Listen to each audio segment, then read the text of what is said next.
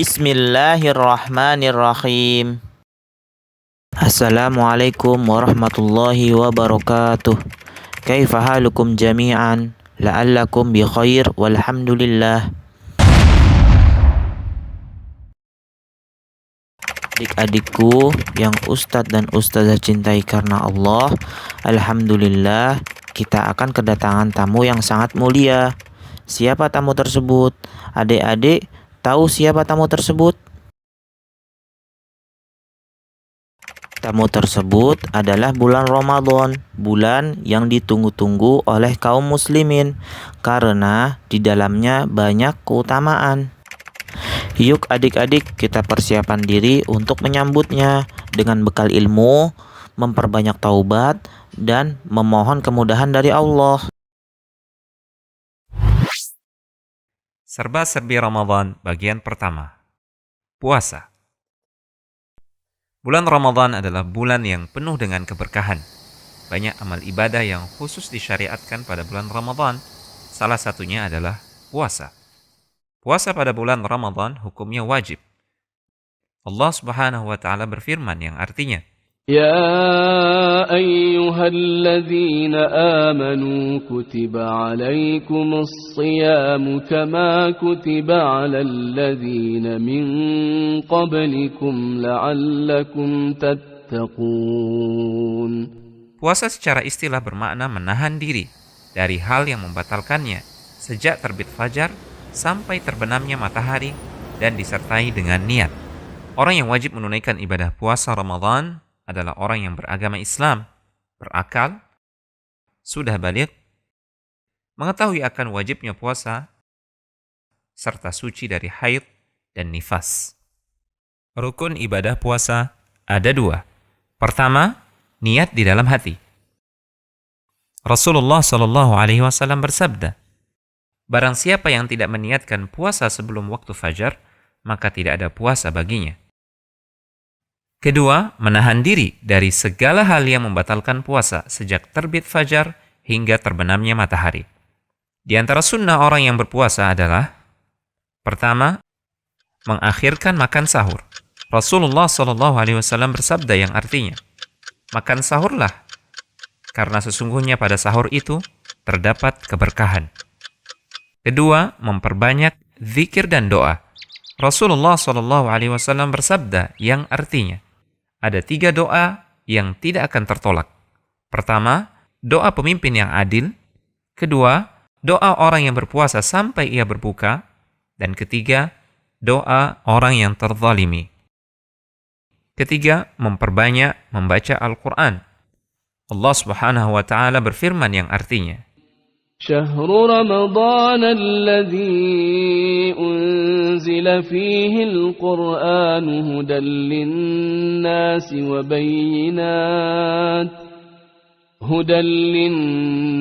وبينات من الهدى والفرقان. Keempat, menyegerakan berbuka puasa. Rasulullah SAW bersabda yang artinya, manusia akan senantiasa berada di dalam kebaikan selama mereka menyegerakan berbuka. Kelima, memberi makan. Rasulullah SAW bersabda yang artinya, siapa yang memberi makan orang yang berpuasa, maka baginya pahala seperti orang yang berpuasa tersebut, tanpa mengurangi pahala orang yang berpuasa itu sedikit pun juga. Beberapa hal yang membatalkan puasa adalah: pertama, makan atau minum dengan sengaja.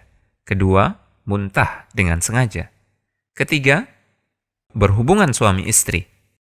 Keempat, haid atau nifas. Kelima, murtad atau keluar dari agama Islam. Beberapa perkara yang dapat membatalkan pahala puasa adalah: pertama, berdusta.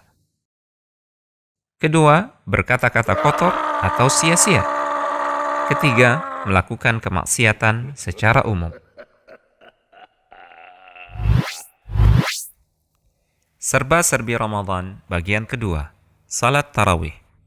Salat tarawih termasuk amalan sunnah yang sangat dianjurkan untuk dilaksanakan selama bulan Ramadan. Di antara keutamaan salat tarawih adalah Rasulullah SAW pernah bersabda yang artinya, Barang siapa melakukan salat malam di bulan Ramadan karena keimanan dan karena harapan untuk mendapatkan pahala, maka dosa-dosanya yang telah lalu akan diampuni.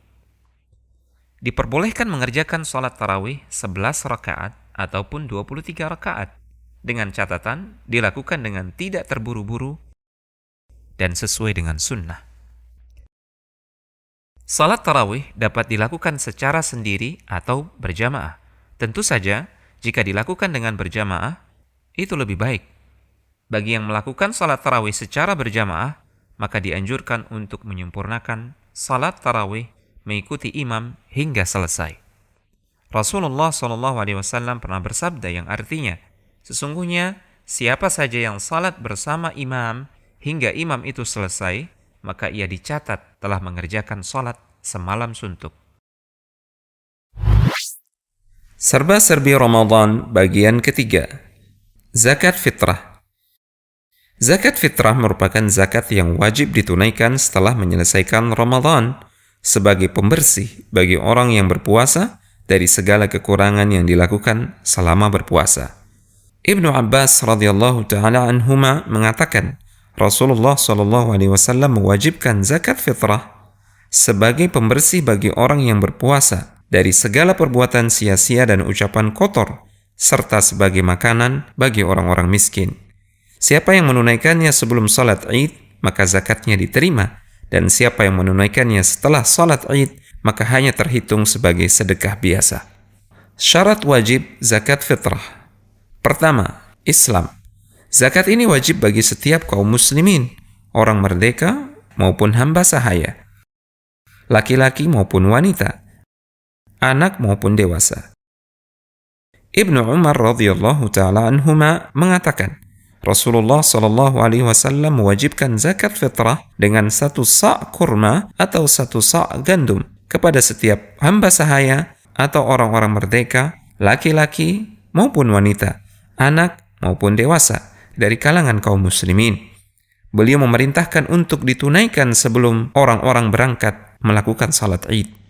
Kedua, memiliki bahan makanan lebih dari 1 sa' untuk kebutuhan dirinya dan keluarganya selama sehari semalam ketika hari raya. Ketiga, telah masuk waktu wajibnya pembayaran zakat, yaitu 1 atau 2 hari sebelum tanggal 1 Syawal atau sampai sebelum pelaksanaan salat Id. Zakat fitrah hanya boleh diberikan dalam bentuk bahan makanan pokok yang umum digunakan oleh masyarakat setempat, seperti beras, kurma, atau gandum. Tidak boleh mengeluarkan zakat fitrah dalam bentuk uang, karena hal ini bertolak belakang dengan apa yang dicontohkan oleh Nabi SAW. Ukuran zakat fitrah adalah 1 sa' untuk semua jenis bahan makanan. Ukuran 1 sa' adalah ukuran takaran yang kurang lebih setara dengan 3 kg. Zakat fitrah hanya boleh diberikan untuk orang-orang miskin dan tidak boleh diberikan kepada selain mereka. Dari Ibnu Abbas radhiyallahu taala anhuma, beliau mengatakan, Rasulullah SAW mewajibkan zakat fitrah sebagai pembersih bagi orang-orang yang berpuasa dari segala perbuatan sia-sia dan ucapan kotor, serta sebagai makanan bagi orang-orang miskin. Ibnul Qayyim rahimahullahu taala mengatakan, di antara petunjuk Nabi SAW adalah mengkhususkan orang-orang miskin sebagai penerima zakat fitrah. Beliau tidak membagikannya kepada semua golongan penerima zakat yang jumlahnya 8. Beliau juga tidak memerintahkannya, dan tidak ada seorang sahabat pun yang melakukannya. Tidak pula ulama setelahnya. Serba-serbi Ramadan, bagian keempat. Salat Idul Fitri. Hukum salat Id adalah fardu ain bagi setiap orang yang mampu untuk mengerjakannya. Ummu Atiyah radhiyallahu ta'ala anha berkata, Nabi memerintahkan kepada kami kaum wanita untuk keluar menghadiri salat Id. Nabi memerintahkan kami mengajak awatik, yaitu wanita-wanita yang berusia muda dan gadis-gadis yang dipingit, termasuk juga wanita yang tengah haid. Namun beliau SAW memerintahkan wanita haid untuk menjauhi tempat salat kaum muslimin. Dahulu Rasulullah SAW senantiasa menjaga untuk mengerjakan salat Id. Ini merupakan dalil wajibnya salat Id. Dan karena salat Id menggugurkan kewajiban salat Jumat jika Id jatuh pada hari Jumat. Sesuatu yang bukan wajib tidak mungkin akan menggugurkan satu kewajiban yang lain. Di antara sunnah yang dilakukan saat hendak salat Idul Fitri adalah: pertama, mandi.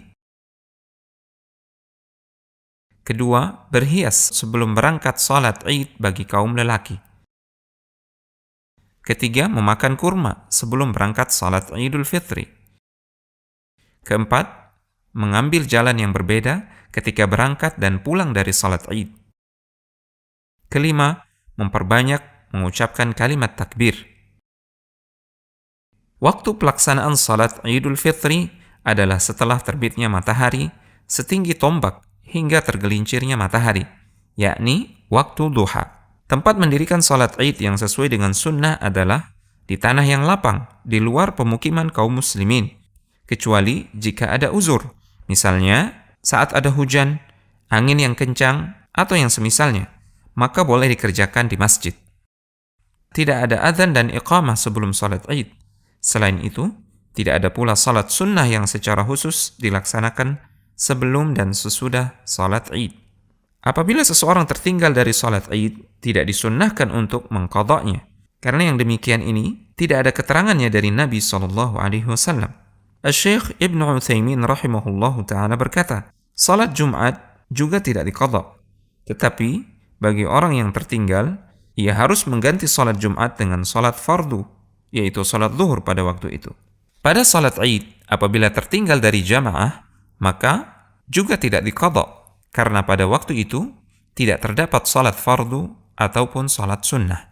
Apabila hari Id bertepatan dengan hari Jumat, maka kewajiban salat Jumat bagi orang yang telah menghadiri Id menjadi gugur. Dari Abu Hurairah radhiyallahu taala anhu, beliau meriwayatkan bahwasanya Rasulullah SAW bersabda, yang artinya telah berkumpul pada hari kalian ini 2 Id. Barang siapa yang mau, maka salat Id telah mencukupi dari salat Jumat. Akan tetapi kami tetap akan mengerjakan salat Jumat. Mengucapkan selamat pada hari Id bagi sesama muslim, hukumnya boleh, yakni dengan ucapan taqabbalallahu minna wa minkum. Semoga Allah menerima amal kebaikan dari kami dan juga dari kalian. Syukran, jazakumullahu khairan. Wassalamualaikum warahmatullahi wabarakatuh.